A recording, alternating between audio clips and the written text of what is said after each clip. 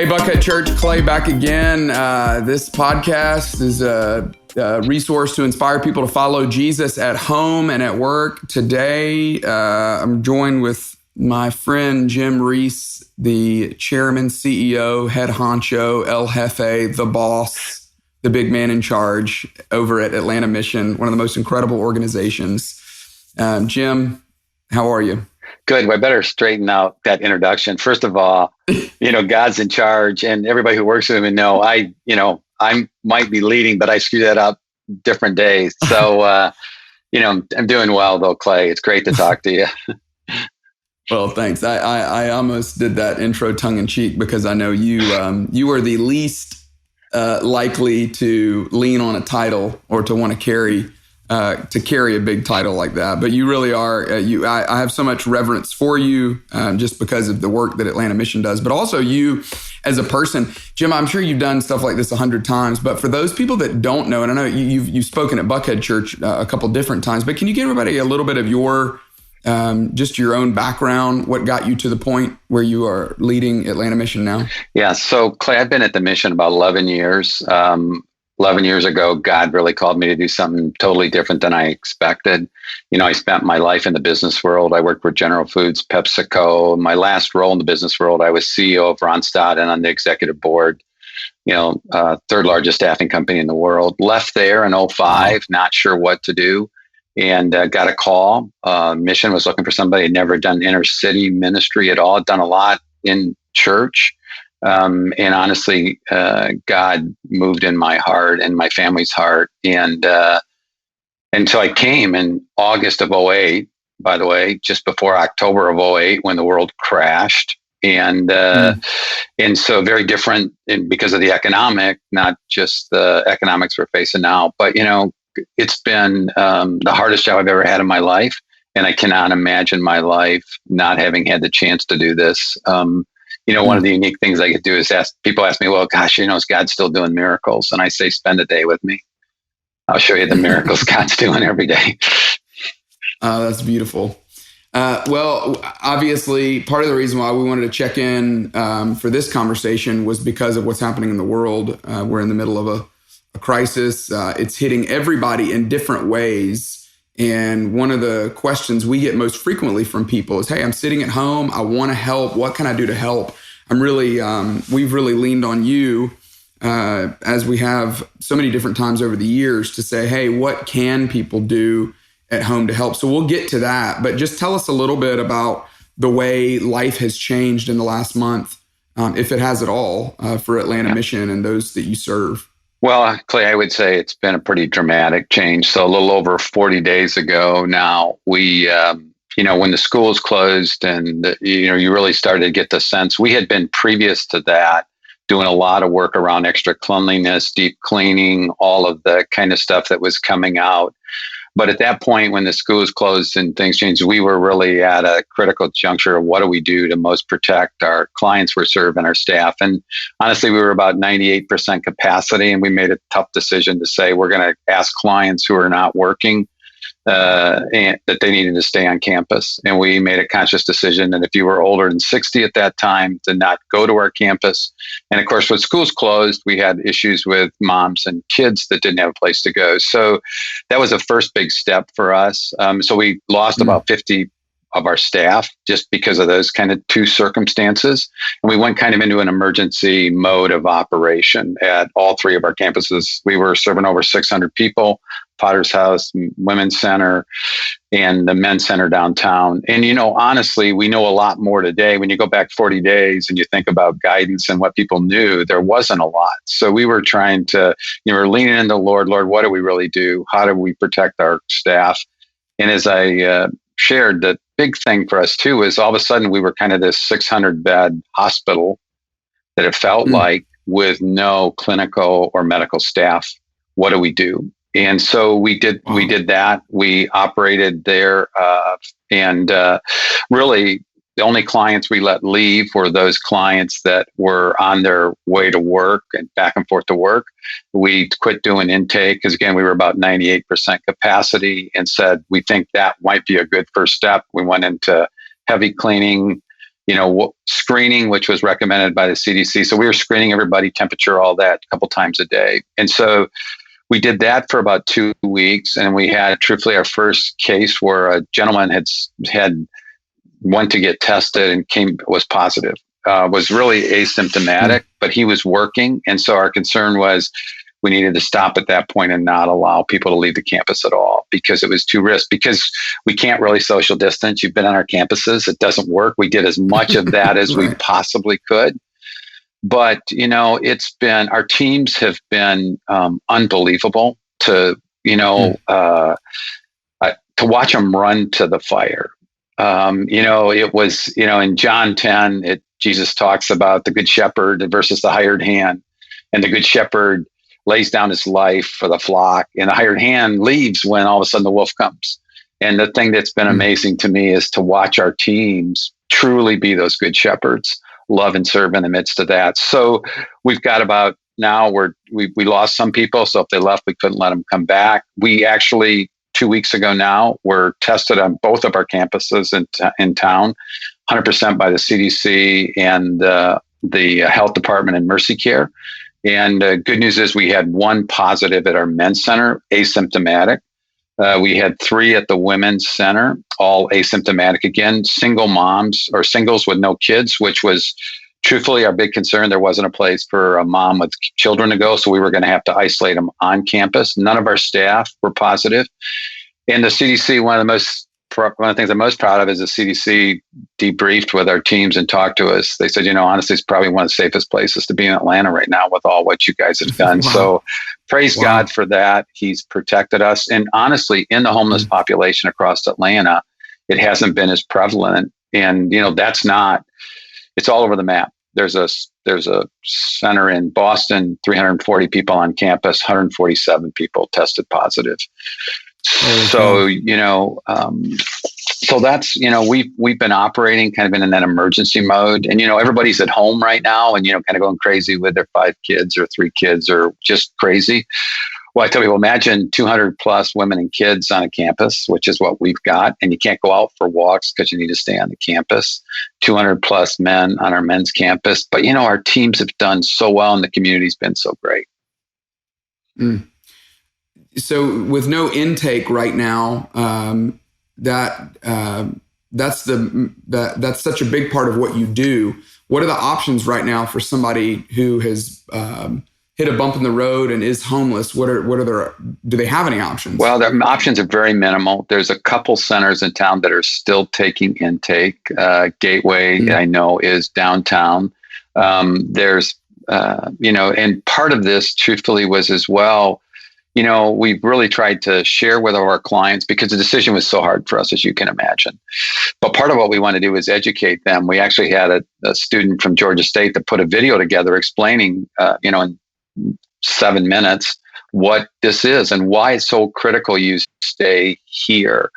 Again, we can't control somebody leaving, unfortunately. And, my hope partly, Clay, even in some of that, is some that did leave, they would realize that, man, I need to do something different with my life going forward as well. But it's not good. There's been a war room set up by the city because people aren't feeding. So traditionally, food wouldn't be as critical in a downtown area. It's more critical now. Restaurants have been closed, all of those issues. And so, for those, now I would tell you that some percentage of the people that left, actually families came and picked them up, or they went and stayed someplace. So let's just say 20% of those left did have an alternative, which we understood, but not a good alternative right now.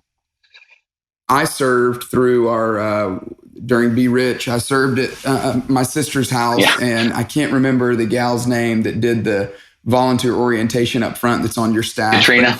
She did. I think it was Katrina. Yeah. She did such a fantastic job. First of all, she did it with great energy. I mean, and this was 6 a.m. and she was bringing great energy. But the second thing is, I just remember how well she emphasized the values that you have. And one of the values of Atlanta Mission is that you're making progress, right? Yep. What is that the term? Yeah. So we have we're trying to get people to find hope, choose help, and make progress. Those three That areas, is, those are the steps. Yep. I love to make progress when I've used that with my kids a lot. Hey, we're not trying to tell you got to finish everything right now. I just want to see that you're making progress. But that's one of that's such a core value for you, is that people that are there are making progress, moving toward health and growth. And are they still able to do some of that during this season? Well, we're doing kind of emergency, but the thing that's been amazing to watch on all of our campuses is that, they've been unified. So, we can't keep the place clean. We clean in the morning, we clean after lunch, we clean at night, deep cleanings. And they've all pitched in, and they're all doing that work within those campuses together. We couldn't maintain it, to be honest, without that, Clay.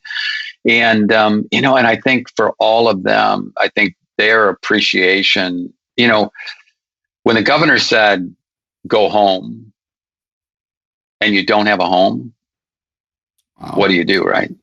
So we were home. And so I think that was a unique situation for us. And so it became their home. And, we're finding innovative things on our men's campus downtown. They've been doing Olympics on Friday. We brought in a ping pong table. We've got cornhole. We got basketball. We got cards. And so each Friday, if you win, you get this big WWE belt. And the guys wear it all week, but you got to re-earn it every week. And so, you'd expect that on the men's campus. On the women's campus, we had partners in town. We had a great, chance to do an Easter egg hunt, candy and that. We've carried on our church services, both through, some streaming, of course, but also some going on live. But if you're at the women's campus on a beautiful day like today, the kids and the moms might be outside and they're going to have bubble fun, and they're going to be out doing bubbles, and they're going to find things to what do we do to take advantage of this time to be together? And, we have also, it's been a great time for people to get closer to the Lord. We do, some great opportunities to start every day in prayer. One of the most rewarding things to me, truthfully, is at our women's campus every morning at 8:15, we do a prayer. And so we can all dial in, whether you're on campus or off. And I got to tell you, I do it and then we've got some ladies when they pray. I would tell you, I just told them, you just pray for me every morning. There is nothing the enemy's going to put in front of me when I hear you pray.